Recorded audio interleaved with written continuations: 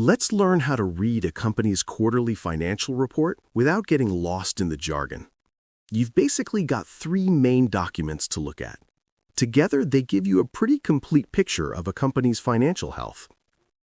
First up, you have the income statement. This is probably the one you've heard the most about. It's often called the P&L, which stands for profit and loss. And that's exactly what it tells you. Did the company make money or lose money over the last 3 months? So what should you be looking for here? At the very top, you'll see revenue or sales. That's all the money the company brought in from selling its stuff. Then you'll see something called the cost of goods sold, or COGS. These are the direct costs of making the product or providing the service. Subtract the COGS from the revenue, and you get the gross profit. This is a good first look at how profitable the company's core business is. But of course, there are other costs to running a business, like salaries, rent, and marketing. Those are called operating expenses. After you subtract all of those, you get to the famous bottom line, which is the net income. This is the company's profit after everything has been paid. And you'll also hear a lot about earnings per share, or EPS. That's just the net income divided by the number of shares out there. Analysts love to predict this number, so it's always interesting to see if the company did better or worse than expected. Next, we have the balance sheet. Now, if the income statement is a video of the company's performance over a few months, the balance sheet is a snapshot. It tells you the company's financial position at a single moment in time. It all comes down to a simple formula.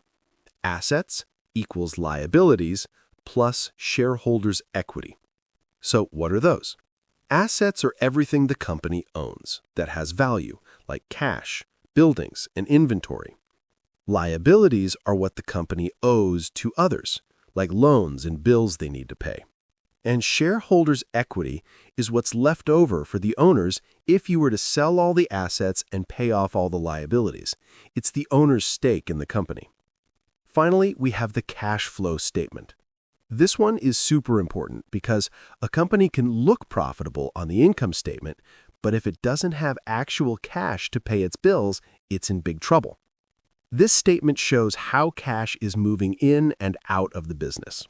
It's broken down into 3 parts. First, cash flow from operating activities. This is the cash generated from the company's main business. Then there's cash flow from investing activities. This shows how much cash the company is spending on long-term things, like buying new equipment or buildings. And last, cash flow from financing activities. This is how the company is raising money, like taking out loans or issuing stock, and also how it's paying investors, like through dividends. So the income statement shows you if the company is profitable. The balance sheet gives you a snapshot of what it owns and owes, and the cash flow statement tells you where the cash is actually coming from and going. By looking at all 3, you can get a much clearer picture of how a company is really doing.